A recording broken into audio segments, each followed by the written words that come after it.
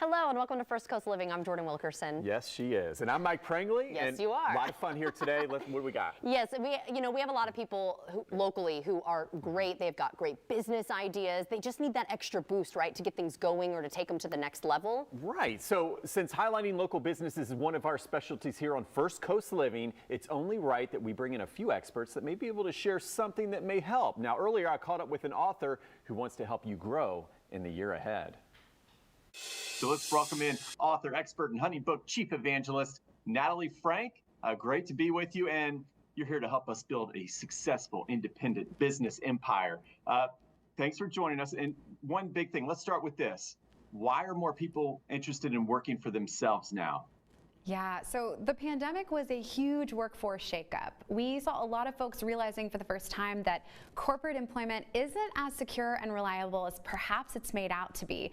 HoneyBook and the Harris Poll conducted a survey of independent business owners, and we found that 50% of employed adults in the United States have considered quitting their job to go independent. 44% of them in the last year alone. Now, despite what you might think, economic uncertainty actually makes people more interested in starting a small business. They want autonomy and flexibility, and when they do it, when they actually take the leap and go independent, they see their quality of life improve, and on average, they actually make more money.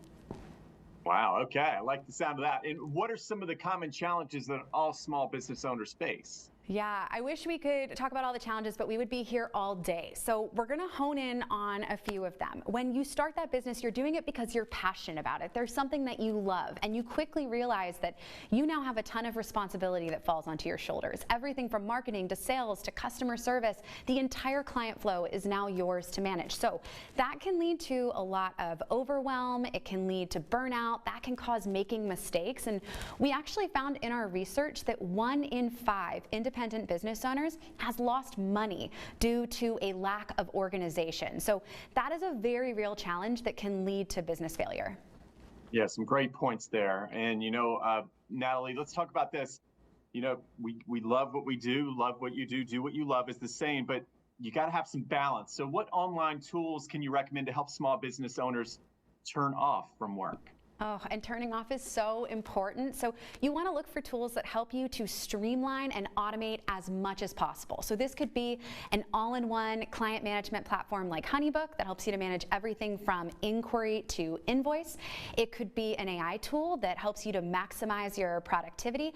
You want to look for online tools that do things like create more seamless communication with your clients, getting you out of your inbox, help you to send professional documents and contracts as easily as possible, and getting paid on time, online. It is so important. Yes, for sure. And how can the government better support the self-employed, do you think? Yeah, so small businesses are the backbone of the American economy. They always have been. But unfortunately, our workplace infrastructure isn't set up perfectly to support them. So things like insurance, healthcare, retirement savings are harder for them to access than their corporate counterparts, and they feel that pain more acutely.